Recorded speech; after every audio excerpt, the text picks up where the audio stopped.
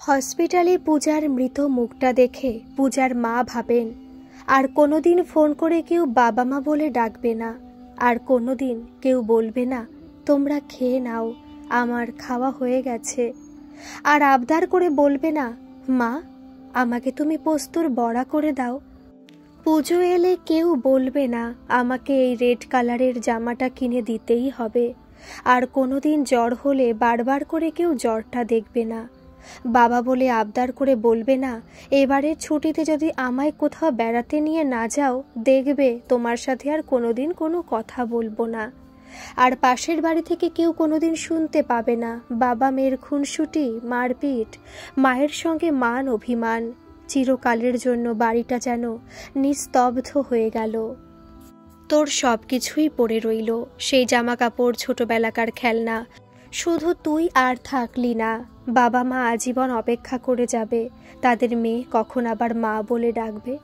বাবা মা অধীর আগ্রহে আজীবন দরজার সামনে বরণডালা সাজিয়ে অপেক্ষা করবে কখন তাদের মেয়ে দরজায় এসে বলবে মা দরজাটা খোলো তাড়াতাড়ি, আর কতক্ষণ বাইরে দাঁড়িয়ে থাকবো। তোর সেই ফোনটাও রইল, সেই নম্বরটাও থাকলো, কিন্তু কেউ আর কোনোদিন সেই ফোন থেকে ফোন করে বাবা মা বলে ডাকার থাকলো না, শুধু তুই থাকলি না। সময়ের নিয়মে একদিন সবাই ব্যস্ত হয়ে যাবে, সবাই সব কিছু ভুলে যাবে, কিন্তু বাবা মা মৃত্যুর আগের দিন পর্যন্ত কোনো দিন তোকে ভুলবে না রে পূজা। চিরতৃপ্তির চিরমধুর বাবা মা ডাক তোর মুখ থেকে শোনার জন্য মরার সময় পর্যন্ত অপেক্ষা করবে। পৃথিবীতে মানুষ সব হারানোর শোক কাটিয়ে ফেলতে পারে, সন্তান হারানোর শোক কোনোদিন কাটাতে পারে না। একবার এসে যা, দেখে যা তোকে ছাড়া তোর বাবা মার কি অবস্থা।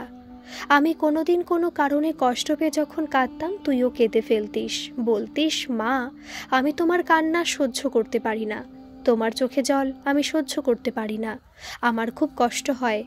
আজকে কি তুই দেখতে পারছিস আমার কষ্ট? আজ তোর মায়ের চোখে জল দেখে তোর কষ্ট হচ্ছে না? দেখে যা তোর মায়ের চোখের জলে আজ নদী বয়ে যাচ্ছে, তুই কি দেখতে পাচ্ছিস না? তুই কখনো তো আমাদের ছেড়ে চলে যেতে চাসনি, আমাদের কষ্ট দিতে চাসনি। তোর যখন পরের বছর বিয়ের কথা হচ্ছিল আমরা খুব কাঁদছিলাম, তোকে ছাড়া কি করে থাকবো। তুই বলেছিলিস তোমাদের ছাড়া আমি কোনোদিন কোথাও যাব না, তোমাদের ছাড়া আমিও থাকতে পারবো না, বিয়ের পর তোকে প্রতিদিন দেখতে পাবো না, এইটা ভেবে আমরা খুব কষ্ট পাচ্ছিলাম। আর আজ থেকে চিরকালের জন্য তোকে দেখতে পাবো না। তুই তো আমাদের ছেড়ে যাসনি, ওরা তো তোকে আমাদের থেকে নির্মমভাবে কেড়ে নিল, কিন্তু আমাদের মতো আর কোনো বাবা মাকে আমরা কাঁদতে দেব না, আর কোনো বাবা মার কোল শূন্য হয়ে যেতে দেব না। তার জন্য তাদের শাস্তি চাই যারা আমার মেয়ের এরকম দশা করেছে, এত অত্যাচার করে মেরেছে, তাদের শাস্তি না হওয়া পর্যন্ত আমরা শান্ত হব না। এদিকে রাত্রি সারা শহর হসপিটাল হন্যে হয়ে ঘুরছে। রাত্রি পূজার সহকর্মীদের জিজ্ঞাসা করে জানতে পারে সেদিন পূজা একটানা 36 ঘন্টা ডিউটি করে রাত 2টো পর্যন্ত সে রাতে পেশেন্ট দেখেছিল। তারপর অনলাইন থেকে অর্ডার করে 4 জন একসাথে ডিনার খায়। তারপর ভোর থেকে তাকে খোঁজাখুঁজি করা হয়, কিন্তু সে নিখোঁজ হয়ে যায়। তারপর তাকে সেমিনার রুমে এরকম অবস্থায় দেখতে পাওয়া যায়।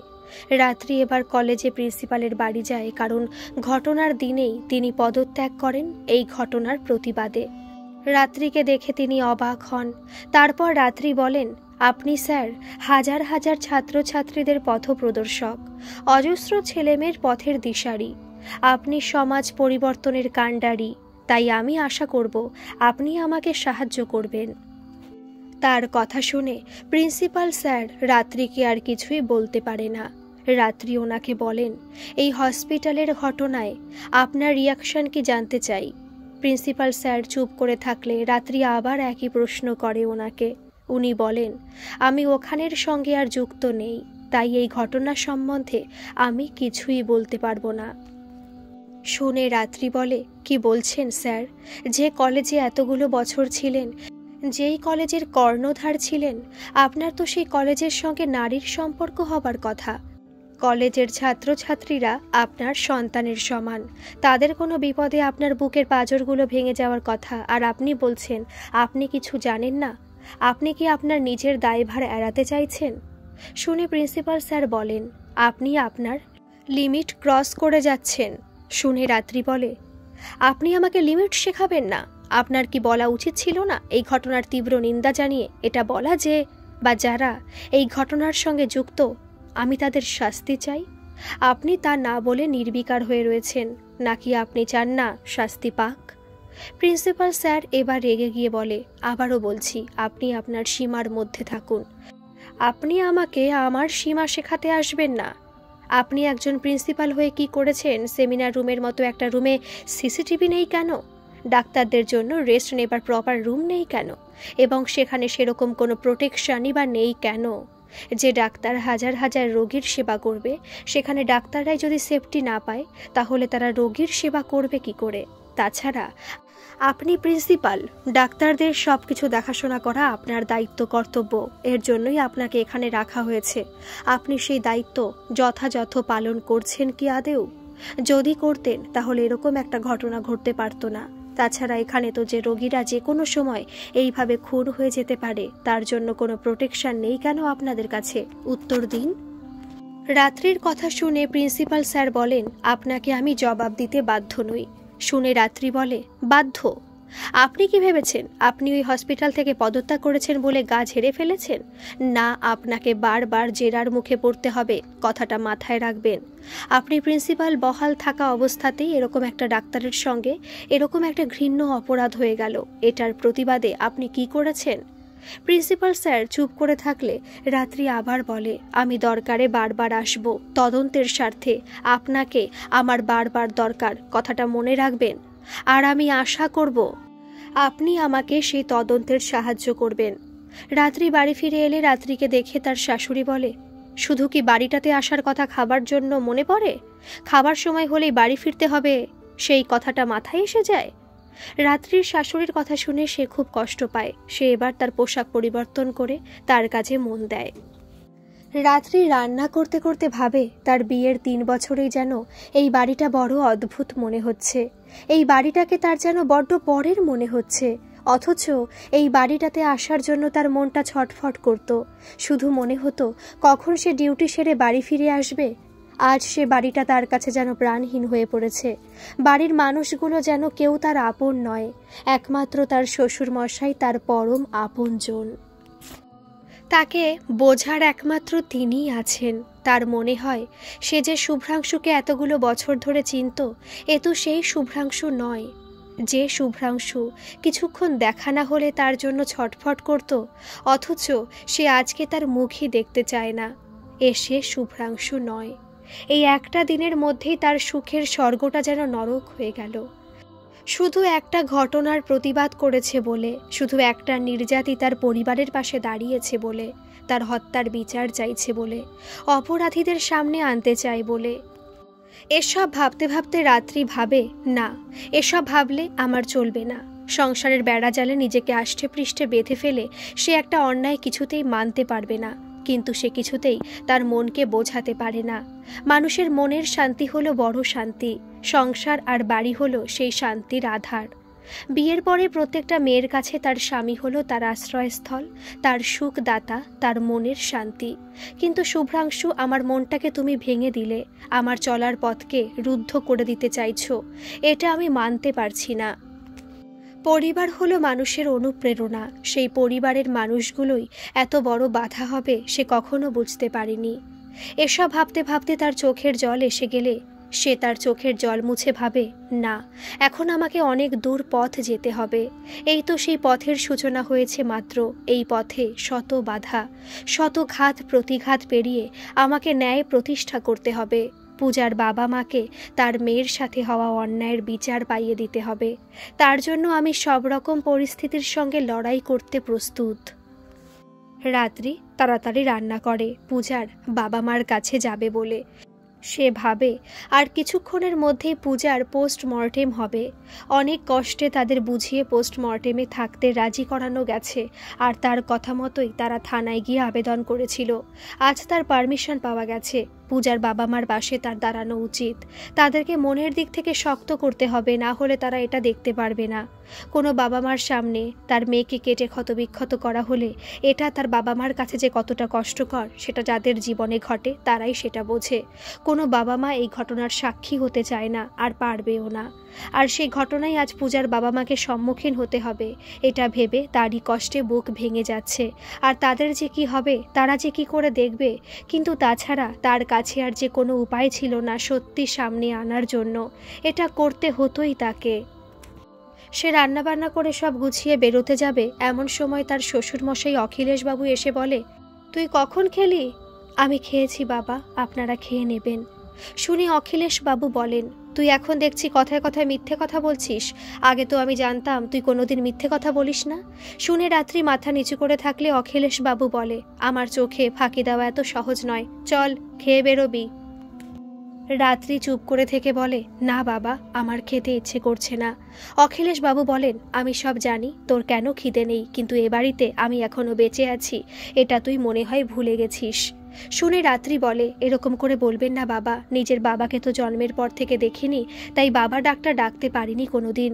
বাবার স্নেহ কি জানতাম না, কিন্তু এ বাড়িতে আসার পর থেকে আমি বাবার ভালোবাসাকে বুঝতে পেরেছি। আপনি কি আমাকে সেটা থেকে বঞ্চিত করে অনাথ করে দিতে চাইছেন বাবা? শুনে অখিলেশবাবু বলেন, তাহলে আমাকে মিথ্যে কথা বলছিস কেন? রাত্রি বলে, কেন এরকম হয়ে গেল বাবা? আমাদের হাসি খুশি পরিবারটা এরকম হয়ে যাবে আমি জীবনে কোনোদিন ভাবিনি। শুনে অখিলেশবাবু বলেন, সব ঠিক হয়ে যাবে দেখবি, কিন্তু তোকে মনে শক্তি আনতে হবে, এইভাবে ভেঙে পড়লে চলবে না। তোর যেমন সংসারের ওপর একটা দায়িত্ব আছে, তেমনি দেশের ওপর একটা দায়িত্ব আছে। তাছাড়া তুই পূজার বাবা মাকে কি কথা দিয়েছিস, তুই কি সেটা ভুলে যাচ্ছিস? পরিবারের বাধায় নিজেকে বেঁধে ফেলিস না। মনে রাখিস, এ সংসার ছাড়াও তোর দেশের প্রতি একটা দায়িত্ব আছে। আর এই কথাটাও মাথায় রাখিস, এই সংসার বাড়ি তোরও, এই সংসারে তোর অবদান কম নেই। নিজের কাজের পাশাপাশি তুই এই সংসারটাকেও সমানভাবে ভালোবেসে ধরে রেখেছিস, তাই নিজের অধিকারটা এইভাবে ছাড়িস না। নিজের সংসারটাকে এভাবে অভিমান করে দূরে সরিয়ে দিস না, ধরে রাখতে শেখ। রাত্রি তার শ্বশুরের কথায় খেয়ে বাড়ি থেকে বের হয়। গাড়িতে যেতে যেতে সে ভাবে, শুভ্রাংশুকে কতবার খুঁজলাম, একসাথে খাবো বলে কতবার করে ফোন করলাম, কিন্তু সে ফোনটা ধরল না। এই দুদিনে শুভ্রাংশু ডিউটি না থাকলেও বেশি সময় ঘরের বাইরে থাকে, ঘরে যেন তার মনই বসে না। এই শুভ্রাংশুই একদিন একসাথে একবেলা খেতে না পেলে সারাদিন রাগ করে থাকতো। এই দুদিনে কত কিছু যেন বদলে গেল।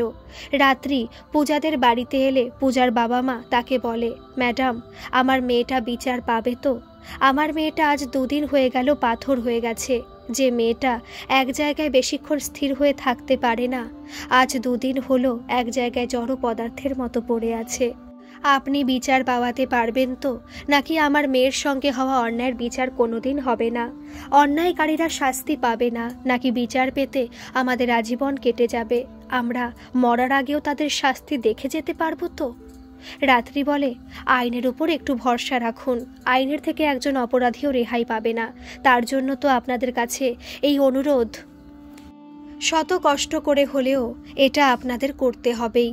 পূজাকে যারা এভাবে মেরেছে তারা যদি ভেবে থাকে তারা বেঁচে যাবে, আইনের থেকে মুক্তি পেয়ে যাবে, তবে না তাদের ভাবনাতে আমি আঘাত করে বুঝিয়ে দিতে চাই যে বা যারা এই কাজ করেছে তাদের এমন শাস্তি দিতে চাই। ভবিষ্যতে সেটা দেখে এই কাজ করার আগে শাস্তির কথা মনে করে তারা 100 বার ভাববে।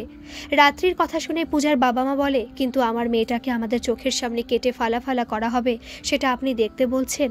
আপনি হলে পারতেন? বলুন, যে মেয়েকে 31টা বছর ধরে নিজের হাতে একটু একটু করে মানুষ করেছি, তাকে এইভাবে দেখতে পারবো না?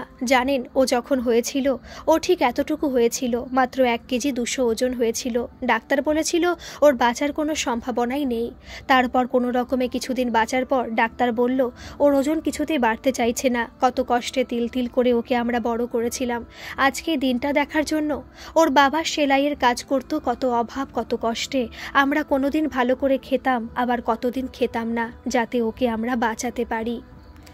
এত কষ্টে মানুষ করে আজ ওকে এভাবে ওরা মেরে ফেললো।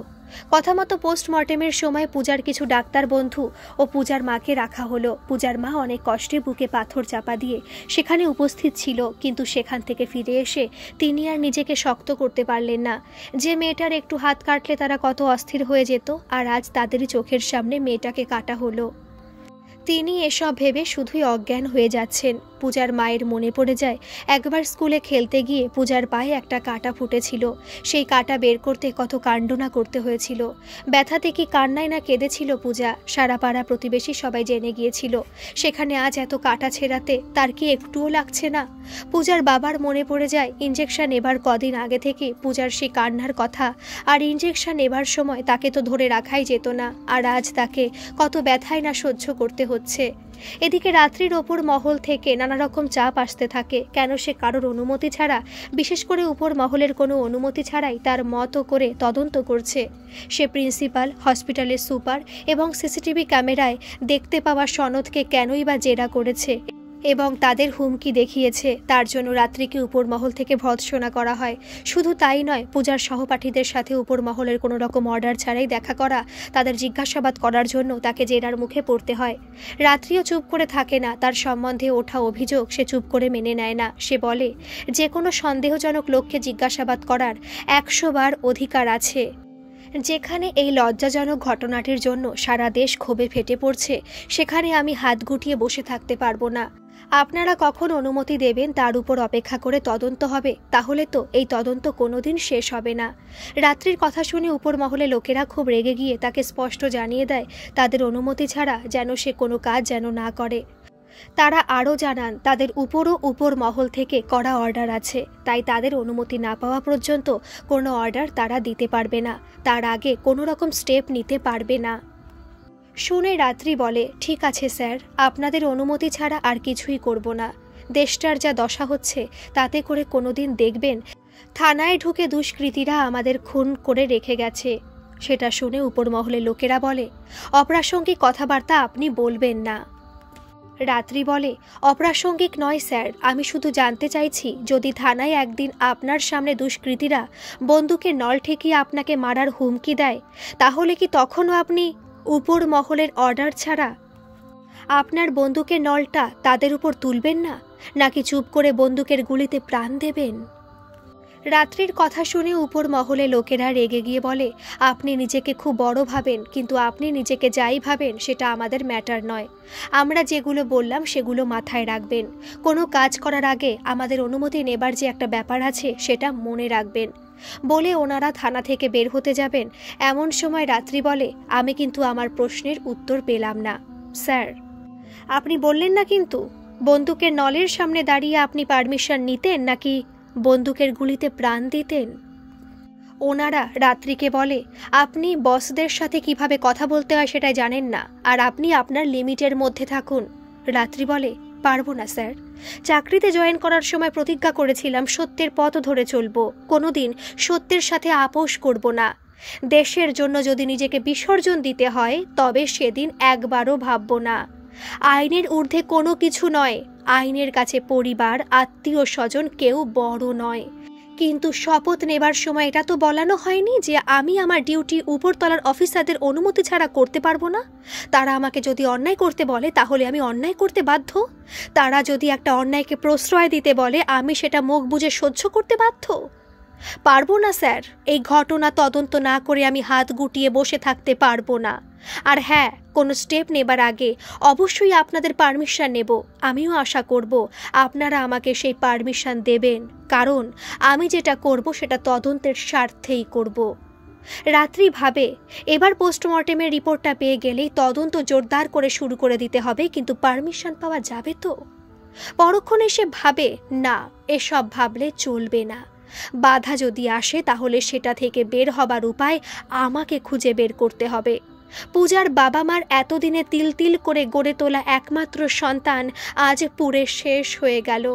আর কোনোদিন ওই মুখটা তারা দেখতে পাবে না। আর কোনোদিন সন্তানের ভালোবাসা কি তারা জানবে না। কোনোদিন সন্তানের ভালো থাকার জন্য বাবা মা ঠাকুরের কাছে প্রার্থনা করবে না। মা সন্তানের জন্য জন্মদিনের পায়েস রান্না করে খাওয়াবে না। কোনো দিন কেউ জন্মদিনে অনুষ্ঠান করার জন্য বায়না করবে না। রাত্রি তার ডিউটি শেষ করে পূজাদের বাড়ি গেলে পূজার বাবা মা কান্নাতে তার চোখের জল বাঁধ মারল না। পূজার বাবা মার সঙ্গে তার যেন এক আত্মিক বন্ধন তৈরি হয়ে গেছে। জানি না কিসের টানে সে বারবার ছুটে যায়। সন্তানহারা বাবা মাকে সান্ত্বনা দেবার তার কোনো ভাষা নেই। তবু কেন তার মন সদা ব্যাকুল হয়ে থাকে তাদের জন্য? এই কদিনে সে যেন তাদেরকে বড্ড আপন করে ফেলেছে। পূজার মা বলে, একদিন তিনি যখন মাছ ভাজা করছিলেন তখন পূজা মাছ খাবে বলে রান্নাঘরে গেলে পূজার হাতে গরম তেল পড়ে যায়। জ্বালায় পূজা যে কতক্ষণ কেঁদেছিল তার ঠিক নেই। আজ সেই মেয়েটাকে আগুনে পুড়িয়ে ফেলা হলো। তার শরীরটা পুড়ে ছাই হয়ে গেল। চিরদিনের জন্য বিলীন হয়ে গেল তার দেহটা। পূজার বাবা মার একটাই বক্তব্য, তাদের জীবনে আর তো কিছু রইল না, হারানোর কিছুও রইল না, কিন্তু তারা একটা প্রত্যাশা করে এদেশের আইনের কাছে তার মেয়ে যেন যোগ্য বিচার পায়, তারা যেন যথাযথ সময় বিচার পায় এবং দোষীরা যেন শাস্তি পায়। রাত্রি বাড়ি ফিরে আসে। রাত্রে খাবার টেবিলে অপেক্ষা করে শুভ্রাংশুর সঙ্গে একসঙ্গে খাবে বলে, কিন্তু 1 ঘন্টা হয়ে গেল শুভ্রাংশু তখনও বাড়ি ফিরল না। রাত্রি থানায় ফোন করে জানতে পারে শুভ্রাংশু অনেকক্ষণ থানা থেকে বের হয়ে গেছে। রাত্রি শুভ্রাংশুকে ফোন করে দেখে তার ফোনে সুইচ অফ। রাত্রির মনটা স্থির হয় না। সে সমানে অস্থির হয়ে সারা বারান্দা ঘুরতে থাকে। তারপর দেখে শুভ্রাংশু বাড়ি ফিরছে। তাকে দেখে রাত্রি বলে, তুমি চেঞ্জ করে এসো, আমি খাবার বাড়ছি। শুনে শুভ্রাংশু বলে, আর কোনোদিনই তাদের একসাথে খাওয়া হবে না। রাত্রি শুভ্রাংশুর কাছে গিয়ে তাকে বলে, এত রাগ করে থেকো না, আমি তোমার হাতে পায়ে ধরে ক্ষমা চাইছি, এরকম ভুল আর কোনোদিন হবে না। তার সাথে কথা বলার সময় রাত্রি বুঝতে পারে শুভ্রাংশুর গা থেকে মদের গন্ধ বেরোচ্ছে। সেটা বুঝতে পেরে বলে, মদটা খাবার আগে তোমার একবারও আমার কথা মনে হলো না? একবারও তোমার বাবা মার মুখটা মনে পড়ল না? আজ তুমি আমার অহংকারে আঘাত করেছ। আমাদের সমস্ত পুলিশ স্টাফেরা জানে, আমাদের বন্ধু বান্ধব সবাই জানে, আত্মীয় স্বজন সবাই জানে তুমি কোনোদিন মদ ছোওনি। আমি সবাইকে অহংকার করে বলতাম শুভ্রাংশুর মতো ছেলে আমি কত জন্মের পূর্ণ করে পেয়েছি। আর আজ তুমি কেন এরকম করলে বলো? কেন তুমি কেন বাজে সঙ্গে মিশছো আমি জানি না। শুনে শুভ্রাংশু বলে, বেশ করেছি, মদ খেয়েছি, অল্প খেয়ে এসেছি, আরও খাবো, তাই তো বাড়িতে এনেছি খাবো বলে শুভ্রাংশু মদের বোতলটা তার ব্যাগ থেকে বের করলে রাত্রি বোতলটা ধরে বলে, না, আর তুমি মদ খাবে না, আমি তোমাকে মদ খেতে দেব না। রাত্রির শাশুড়ি এসে বলে, ও যা ইচ্ছা করবে, ওর যা খেতে ইচ্ছা যাবে তাই খাবে, তুমি বাধা দেওয়ার কে? তুমি কি ওর পারমিশন ছাড়া কোনো কিছু করো না? তুমি কি কখনো কিছু করার আগে ওর অনুমতি নাও? তাহলে ও কেন ওর নিজের ইচ্ছা মতো কোনো কিছু করতে পারবে না? তাছাড়া এতদিন তোমার সঙ্গে মিশে তোমার কথায় চলে ওর জীবনে কিছুই হলো না। সে কনস্টেবলই থেকে গেল, আর তুমি ওর প্রমোশন করতে না দিয়ে এসআই হয়ে গেলে। রাত্রি বলে, আপনি আমায় ভুল বুঝছেন, এখনও আপনি আমাকে চিনতে পারেননি মা, তাই এসব বলছেন, কিন্তু ওই সব বাদ দিন। আপনি আমাকে যা ইচ্ছা ভাবুন, বলুন, তাতে আমার কোনো কষ্ট দুঃখ নেই, কিন্তু শুভ্রাংশুকে আপনি বাধা দিন। রাত্রির শাশুড়ি রাত্রিকে শুভ্রাংশুর কাছ থেকে সরিয়ে দিয়ে বলে, না, তুমি সরে যাও এখান থেকে, আমার ছেলের কাছে তুমি আর আসবে না, তুমি ওর কাছে যাওয়ার সমস্ত অধিকার হারিয়ে ফেলেছ। রাত্রির শাশুড়ি রাত্রির হাতটা শুভ্রাংশুর মদের বোতল থেকে সরিয়ে দিয়ে বলে, তোমার রাত হলে শোবার আর খাবার কথা মনে পড়ে যায়, তাই এখানে ফিরে আসো দায়িত্ব কর্তব্য করার বাহানা দিয়ে। তোমার এরকম দায়িত্ব কর্তব্য আমরা কেউ পরোয়া করি না, তাই তুমি এখান থেকে এক্ষুনি চলে যাও। শুনে রাত্রির শ্বশুর বলে, তুই নাকি পড়াশোনায় খুব ভালো ছিলিস, তাহলে তুই কি লাইনগুলো ভুলে গেছিস? যে নদী হারায়ে স্রোত চলিতে না পারে, সহস্র শ্রেবাধাম বাঁধে আসে তারে। নিজেকে প্রবাহিনী নদীর মতো তৈরি কর, না হলে দেখবি এই শৈবালগুলো তোর পথকে রুদ্ধ করে দেবে, তোর চলার পথকে এমনভাবে বন্ধ করে দেবে যাতে তুই আর চলার পথ শক্তি হারিয়ে ফেলিস। তাই আবারও বলছি, নিজেকে প্রতিবাদী করে তোল। যেমন করে বাইরে প্রতিবাদ করছিস তেমন করে বাড়িতেও প্রতিবাদ কর, রুখে দাঁড়া, না হলে। রাত্রির শাশুড়ি বলে, যা বাবা, তুই ঘরে যা, গিয়ে অল্প করে খাবি, কিন্তু বেশি খাস না। শুনে রাত্রি বলে, কি বলছেন মা? আপনি মা হয়ে ছেলেকে মদের বোতল ধরাচ্ছেন, মা হয়ে ছেলেকে মদ খাওয়ার পারমিশন দিচ্ছেন? আপনি মা হয়ে বসে বসে দেখবেন আপনার ছেলে একটু একটু করে নিজেকে শেষ করে ফেলছে। আপনি তো মা, আপনার তো উচিত ছিল ছেলের হাত থেকে মদের বোতলটা কেড়ে নিয়ে তার গালে একটা সপাটে চড় মেরে তাকে বলা যে মায়ের সামনে তোর মদের বোতলটা হাতে নিতে একবারও বিবেকে বাঁধল না, একবারও লজ্জা করলো না। তা না করে আপনি তাকে মদ খেতে বলছেন, তাকে প্রশ্রয় দিচ্ছেন। শুনে রাত্রির শাশুড়ি বলে, ছেলে যদি মনের দুঃখে মদ খায় তাহলে ছেলেকে আমি আটকাবো কোন অধিকারে? শুনে রাত্রি বলে, আপনার ছেলের কিসের এত দুঃখ মা, আমাকে বলুন, আপনার ছেলে কিসের দুঃখে এত মদ খাচ্ছে? শুনে তিনি বলেন, তার দুঃখ একটাই, তোমার মতো স্ত্রী পাওয়া তার জীবনের সবথেকে বড় অপরাধ, তাই তার সে অপরাধকে মলমে ঢাকবে বলেই মদ খাচ্ছে। তোমার মতো স্ত্রী যার ঘরে থাকবে সে বাড়ির প্রত্যেকটা পুরুষই স্বাভাবিকভাবে মদের বোতল ধরবে। তোমার মতো স্ত্রী যার জীবনে আসবে তার সব কিছু ধ্বংস হয়ে যাবে। তুমি শুধু বাড়িতে নয়, তার কর্মজগৎটাকে শেষ করে দেওয়ার জন্য উঠে পড়ে লেগেছ। তাকে তুমি চাকরি থেকে বরখাস্ত করে বেকার জীবনে ফিরিয়ে আনতে চাইছো। তাহলে সে তার মনের দুঃখে মদ খাবে না তো কি করবে? শুনে রাত্রি বলে, বলুন মা, আমি কি অপরাধ করেছি? একটা মেয়েকে ন্যায় পাইয়ে দেবার জন্য আপনার ছেলে যদি আমাকে ভুল বোঝে, তার একটা অন্যায়কে যদি সমর্থন না করার জন্য আমাকে সে ভুল বোঝে, তাহলে আমার কিছু করার নেই, কিন্তু তবু আমি এ পথ থেকে সরে আসব না। আপনার মেয়ের ক্ষেত্রে যদি এই ঘটনাটা ঘটতো তাহলে আপনি কি করতেন? শুনে রাত্রির শাশুড়ি রাত্রির দিকে তেড়ে এলে রাত্রি বলে, শুনুন মা, আপনি এতদিন যা ইচ্ছা করেছেন আমি কিছু বলিনি, কিন্তু এখন থেকে আমার সাথে এরকম ব্যবহার করার আগে 100 বার ভাববেন। রাত্রির কথা শুনে তার শাশুড়ি বলেন, তুমি কি আমাকে ভয় দেখাচ্ছ? আমাকে তোমার থানার কয়েদি পেয়েছো নাকি তুমি আমায় মারবে? শুনে রাত্রি বলে, আপনাকে মারবও না, জেলেও ভরবো না, শুধু আমার সঙ্গে হওয়া অন্যায়ের প্রতিবাদ করছি। একটা কথা ভুলে যাবেন না মা, শুভ্রাংশু যেমন আপনার ছেলে তেমনি ও আমার স্বামী। তার উপর যতটা আপনার অধিকার আছে ততটাই আমার অধিকার আছে। তাই আমি যদি বুঝি আমার স্বামী ভুল পথে যাচ্ছে, খারাপ কিছু করছে, তাহলে তাকে সেই পথ থেকে ফিরিয়ে আনার দায়িত্ব বা অধিকার দুটোই আমার আছে, আর তাকে আমি ফিরিয়ে আনবই। আপনার কোনো বাধা আজ আমি মানব না। শুনে রাত্রির শাশুড়ি বলে, তুমি যতই নিজেকে ওর স্ত্রী বলে দাবি করো না কেন, তোমাকে ও আর স্ত্রী বলে মানে না। আর তুমি একটু আগে আমার মেয়ের সাথে রাস্তার মেয়েটার তুলনা করছিলে। একবার বলে পার পেয়ে গেছো বলে কি ভাবছো আমি তোমায় কিছু বলবো না? আর একবার বললে আমি তোমার মুখ ভেঙে দেব। শুনে রাত্রি বলে, আমি বলতে বাধ্য হচ্ছি মা, আপনার কথাগুলোর কোনো মায়ের কথা হতে পারে না, আপনার রূপও কোনো মায়ের রূপও হতে পারে না। টিভির খবর খুললে আপনি দেখতে পাবেন সারা দেশের তথা পৃথিবীর মায়েরা যেখানে এই ঘটনা চোখের জলে ভাসছে, যেখানে পূজার মায়ের চোখের জলের সঙ্গে তাদের কান্নাও মিশে গেছে, যেখানে দিকে দিকে তারা হাহাকার করছে, প্রতিবাদে গর্জে উঠছে, সেখানে আপনি একজন মা হয়ে এরকম মন্তব্য করে আপনি শুধু নিজেকে ছোট করেননি, আপনি সমস্ত মা জাতিকে ছোট করছেন, আর আপনি সেটা বুঝতেও পারছেন না। পূজা কোনো রাস্তার মেয়ে নয়, একজন বাবা মার একটু একটু করে গড়ে তোলা সদ্য পাপড়ি মেলা একটা ফুল, যে ফুলটি প্রস্ফুটিত হবার আগে তাকে নষ্ট করে দেওয়া হলো।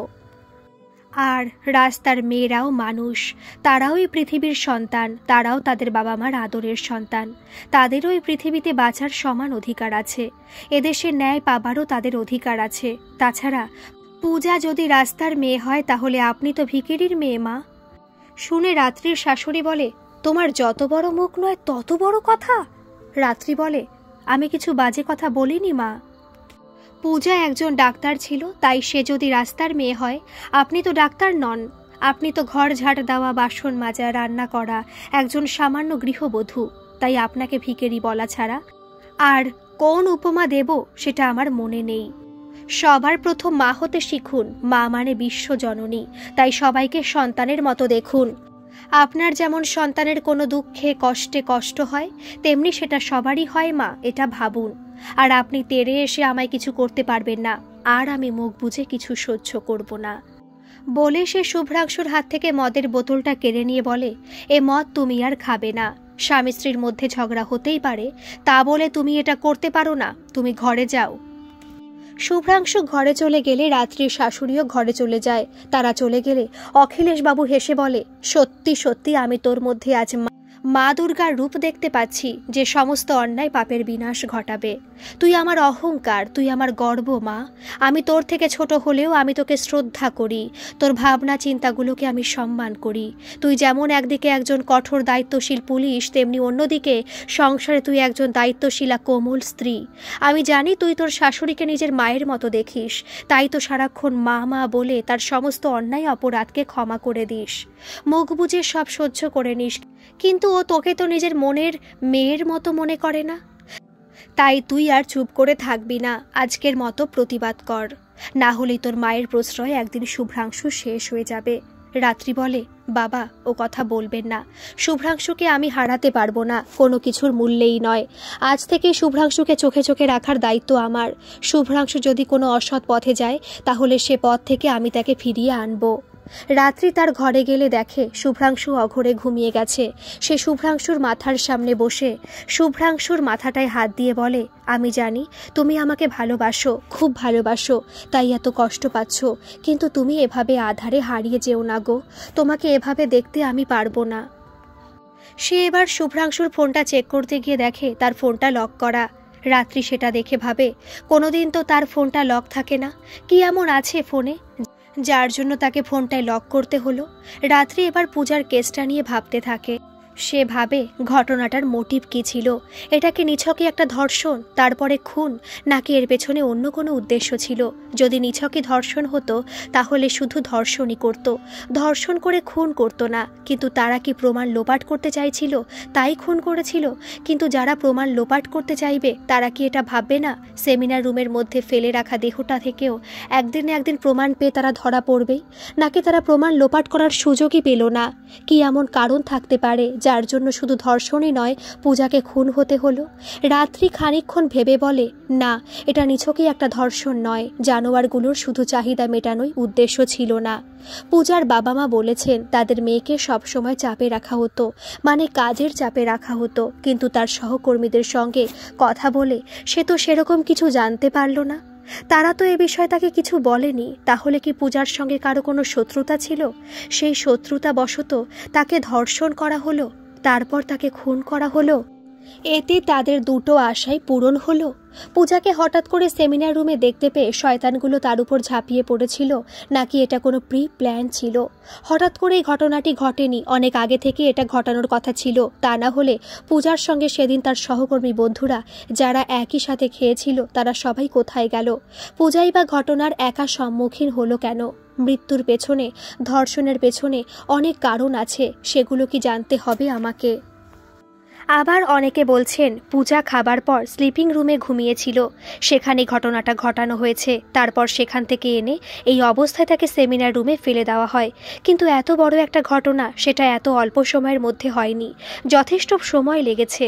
এতটা সময়ের মধ্যে কেউ এই ঘটনার সাক্ষী হলো না, এটা অস্বাভাবিক না? নাকি কেউ ভয়ে বলছে না? তাছাড়া ভালো করে সারা হসপিটালে সমস্ত স্টাফদের জিজ্ঞাসাবাদ করাও তো যাচ্ছে না, পারমিশনও পাচ্ছি না। কিন্তু যে কোনো রকমভাবে যে জিজ্ঞাসাবাদ করতেই হবে, তাছাড়া কোনোভাবেই অপরাধীদের কাছে পৌঁছানো যাবে না। রাত্রি ভাবে রেপিস্ট একজন ছিল না, সেটা শিওর। পূজার শরীরটার অবস্থা দেখে এটা নিশ্চিত করা যায়। ধরলাম সে একাই ছিল, তাহলে সে যখন তাকে রেপ করছিল তখন সে আর সবাইকে জানালো কিভাবে? ফোন করে। আর ফোন করার সঙ্গে সঙ্গে তারা এসে পৌঁছে গেল। ধরলাম যখন রেপিস্ট ধর্ষণ করছিল তখন সে ধর্ষণ করার মুহূর্তেই ফোন করে, তাহলে পূজা তাকে বাধা দেওয়ার চেষ্টা করবে, নিজেকে বাঁচানোর চেষ্টা করবে।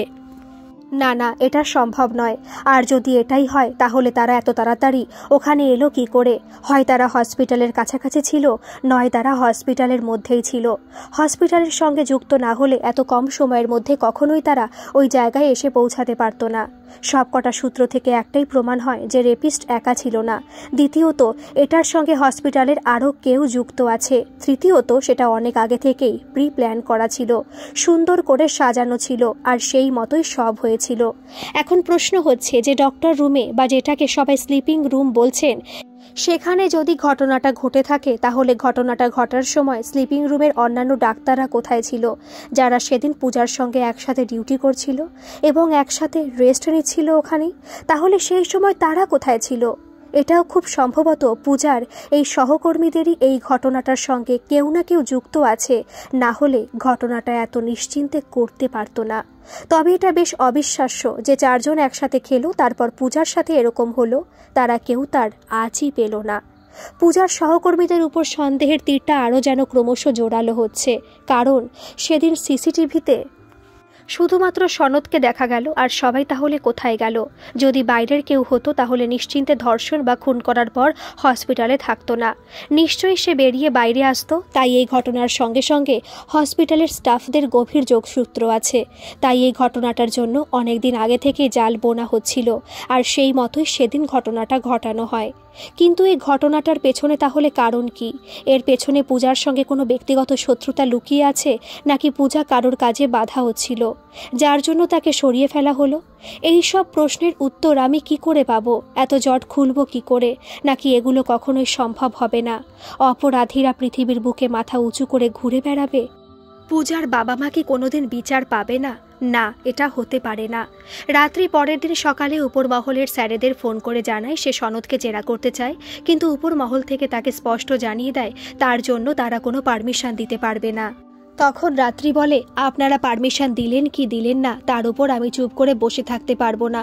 শুধুমাত্র আপনাদেরকে একটু জানিয়েছিলাম, আপনারা যখন সহজে পারমিশন দিলেন না, আমাকে আপনারা আটকে রাখতেও পারবেন না। রাত্রি ফোনটা কেটে থানা থেকে গাড়ি নিয়ে বের হয়ে যায়। রাত্রি সনতের বাড়িতে গিয়ে তাকে জিজ্ঞাসাবাদ শুরু করে, কিন্তু সে কোনোভাবেই কোনো কথার উত্তর দিতে চায় না।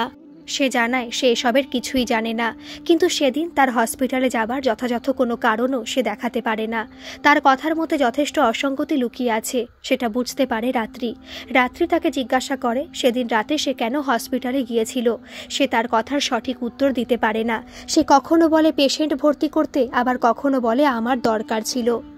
রাত্রি তাকে হসপিটালে ঢোকার সময় জানতে চাইলে সে সঠিক সময়ও বলতে পারে না। রাত্রি এবার তাকে বলে কতজন সেদিন ওখানে ছিলেন। এই বিষয়ে সনদ কোনো কথাই বলতে চায় না। রাত্রি সনদকে বারবার করে বলে, আপনি যদি সঠিক উত্তর দিতে না পারেন তাহলে কিন্তু আপনাকে অ্যারেস্ট করতে বাধ্য হব। কিন্তু রাত্রির কোনো কথাতেই কোনো কাজ হয় না। রাত্রি এবার সেখান থেকে এসে উপর মহলের কাছে আবেদন করে সনদকে থানায় এনে জিজ্ঞাসাবাদ করার। রাত্রির কথা শুনে ওনারা রেগে গিয়ে সনদকে জেরা করার জন্য তাকে আবার ভৎসনা শুরু করে এবং তার কাছে জানতে চায় কোন কারণবশত তাকে জেরা করা হলো। রাত্রি জানায় হাসপাতালে সেমিনার রুমের করিডোর থেকে তাকে বেরিয়ে আসতে দেখা গেছে সেদিন রাত্রে। তার যথেষ্ট কারণ সে জানাতে পারেনি। একজন সিভিক হয়ে বিনা কারণে মাঝরাতে কিভাবে এবং কেন সেমিনার রুমে প্রবেশ করলো, সনদ তার সঠিক উত্তর না দেবার জন্য। তাকে জেরা করার জন্য থানায় এনে জেরা করা যায়, এমনকি অ্যারেস্ট পর্যন্ত করা যায়। রাত্রি এবার রেগে গিয়ে বলে, আমাকে 24 ঘন্টার মধ্যে সনদকে জেরা করার অনুমতি দিতে হবে। তাকে থানায় ডেকে জেরা করা হলে, দরকার হলে তাকে অ্যারেস্ট করা হলে কিছু না কিছু তথ্য পাওয়া যাবে, তার থেকে আসল ঘটনাটা ঠিকই বেরিয়ে আসবে।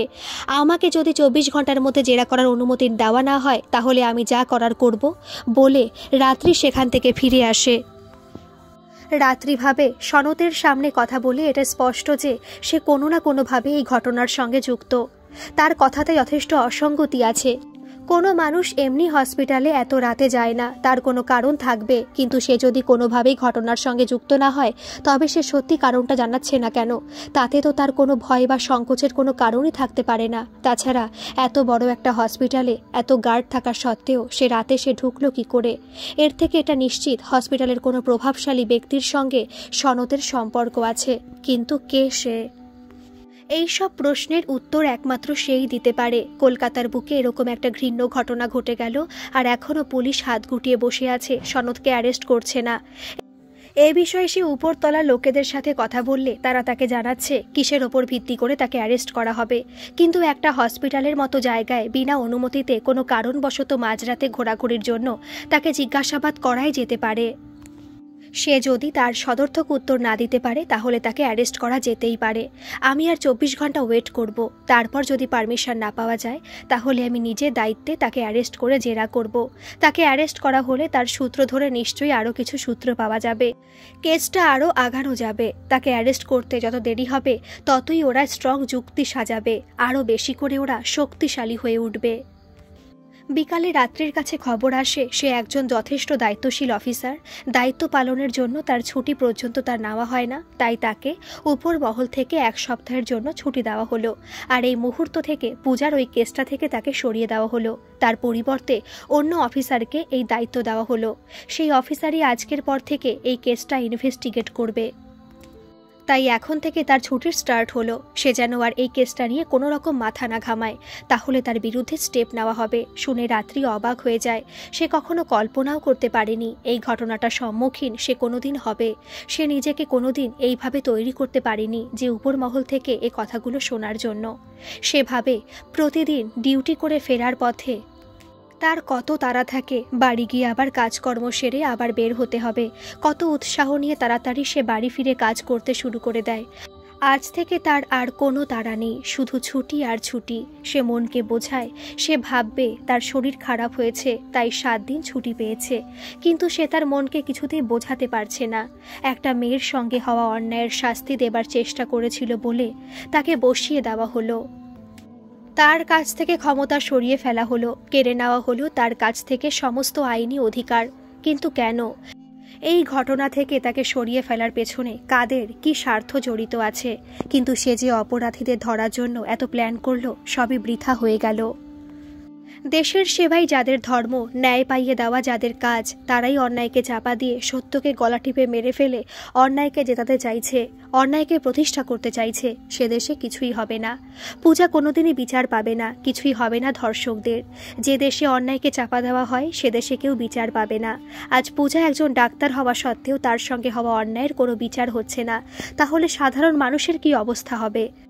তারা তো কোনো বিচার পাবে না। কত কিছু করার ছিল, কোনো কিছুই করা হবে না আর কোনো দিন। বিনা বিচারে কেটে যাবে বছরের পর বছর। ডেটের পর ডেট পেয়ে পেয়ে পূজার বাবা মা ক্লান্ত হয়ে যাবে। রাত্রি বাড়ি ফিরে এসে রান্নাবান্না করে, কিন্তু আজ যেন তার খুব ক্লান্ত লাগছে। সে রান্নাবান্না করে সে বারান্দায় গিয়ে বসে। তারপর তার শাশুড়ি এসে বলে, অতিবার বেরো না, ঝড়ে পড়ে যাবে। তুমি অতিবার বেড়েছিলে তাই ঝড়ে পড়ে গেলে? তোমার ডানাগুলো ওরা ছেটে দিল তো? এসআই বলে তুমি নিজেকে যা ইচ্ছা তাই ভেবে নিয়েছিলে। তুমি মনে করেছিলে তুমি একমাত্র দেশের শাসন করতি। আর এই সংসারেও তোমার যা আড়বাড়ন্ত হয়েছিল, এই সংসারেও তোমার পতন তাড়াতাড়ি হবে। রাত্রি শুনে চুপ করে থাকে। আজ তার কিছুই বলার নেই, তার মন আজ একটুও ভালো নেই। এসবের মধ্যেই অখিলেশ বাবু এসে বলেন, তোমার অনেক বাজে কথা শুনেছি। এতদিন আমি ভাবতাম তুমি হয়তো কোনোদিন তোমার ভুলটা বুঝতে পারবে, কিন্তু এখন দেখছি তোমার মতো মহিলা কোনোদিন শোধরাবে না। তাই এবার সময় এসেছে তোমাকে শাসন করার, জবাব দেওয়ার। তাই বৌমার সম্বন্ধে আর কোনো বাজে কথা বললে আমি তোমাকে। রাত্রি থামিয়ে দিয়ে বলে, বাবা, মা ঠিকই বলেছেন। ওরা আমাকে 7 দিনের জন্য ছুটি দিয়ে দিয়েছেন, আর এই কেসটা থেকেও আমাকে ওরা সরিয়ে দিয়েছেন। আমার পরিবর্তে অন্য অফিসারকে এর দায়িত্ব দিয়েছেন। শুনে রাত্রির শাশুড়ি বলে, তুমি সবসময় আমারই তো সব দোষী দেখো। তোমার বৌমা তো ধোয়া তুলসী পাতা। ওরা তো ওকে শুধু শুধুই এরকম করেছে, তাই তো? এবার শুভ্রাংশু এসে বলে, তোমার বৌমা মহান হতে চেয়েছিল মা, তাই তার আজ এই অবস্থা হলো। শুধু ওখানে নয়, ও আমাকেও শোকজ করার হুমকি দেখিয়ে সবাইকে দেখাতে চেয়েছিল ও কত সৎ পুলিশ অফিসার। ও ভুলেই গিয়েছিল আমি স্বামী। ক্ষমতার জোরে মানুষকেও মানুষ মনে করত না। রাত্রি শুভাংশুর কাছে গিয়ে বলে, না শুভ্রাংশু, এসব কিছু নয়। আমি শুধু অন্যায়টার প্রতিবাদ করতে চেয়েছিলাম। তোমাকে আমি। শুভ্রাংশু রাত্রিকে থামিয়ে দিয়ে বলে, থাক। ক্ষমতা হারিয়ে আমার কাছে ফিরে এসে বলতে চাইছো তুমি আমাকে কত ভালোবাসো, কিন্তু আমি তোমার মতলব বুঝে গেছি। তাই এই সুযোগ আর তোমাকে আমি দেব না। তাই তো আমি আজ কোর্টে গিয়ে ডিভোর্স ফাইল করে এসেছি। এই দেখো তার কপি। শুনে অখিলেশ বাবু বলেন, তুই দিন দিন জানোয়ার হয়ে যাচ্ছিস। তুই মদ খেয়েছিস শুভ্রাংশু? ছি ছি। শুভ্রাংশু বলে, খেয়েছি বাবা, আরও খাবো। লাইফটাকে এনজয় করতে হবে। তুমি এতদিন চাকরি করে কি করেছো? জীবনে কি পেয়েছো? কিছুই পেলে না। তাই আমি জীবনটাকে এনজয় করে কাটিয়ে দিতে চাই। অখিলেশ বাবু শুভ্রাংশুর কথা শুনে তাকে মারতে গেলে রাত্রি তার হাতটা ধরে বলে, না বাবা, ওকে মারবেন না। ও যে আপনার একমাত্র আদরের সন্তান। রাত্রির শাশুড়ি এবার বলে, ঘরে চল বাবা, ওরা দুজন মিলে তোকে শেষ করে দেবার ফন্দি করেছে। শুভ্রাংশু ও তার মা চলে গেলে রাত্রি বলে, সব হারিয়ে গেল বাবা আমার জীবন থেকে। আজ আমি নিঃস্ব। ওরা আমার সত্যি ডানাগুলো ছেটে দিয়ে আমাকে পঙ্গু করে দিল বাবা। আর এখন আমি ঘরেও সব কিছু হারিয়ে ফেললাম। শুনে অখিলেশ বাবু বলেন, সব ঠিক হয়ে যাবে মা, তুই ঘরে গিয়ে একটু রেস্ট নে, একটু ঘুমা, দেখবি মাথাটা ঠান্ডা হলে সব ঠিক হয়ে যাবে।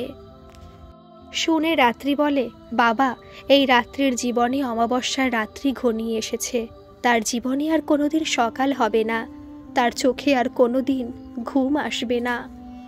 আজকের পর্ব এই পর্যন্তই থাক। পরবর্তী পর্ব কাল দুপুর 2টোয় আপলোড করব। এই গল্পটা এই সত্যি গল্পটা আপনাদের কেমন লাগছে অবশ্যই কিন্তু কমেন্টে জানাবেন। আপনাদের মতামতটা জানাতে কিন্তু অবশ্যই ভুলবেন না।